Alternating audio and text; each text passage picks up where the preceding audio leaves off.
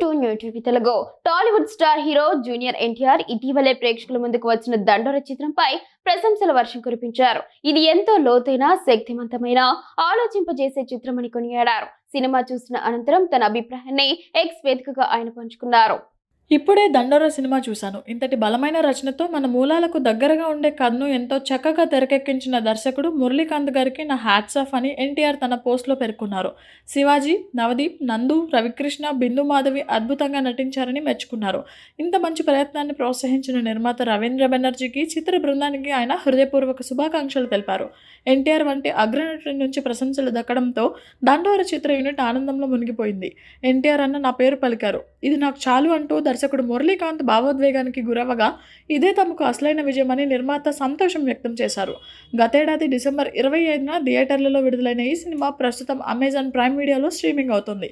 తాజాగా ఎన్టీఆర్ ప్రశంసలతో ఈ చిత్రానికి ఒక్కసారిగా క్రేజ్ వచ్చింది. ఫలితంగా ప్రస్తుతం అమెజాన్ ప్రైమ్లో ఇండియా వైడ్గా టాప్ 2లో ట్రెండింగ్లో నిలుస్తూ రికార్డు సృష్టిస్తోంది.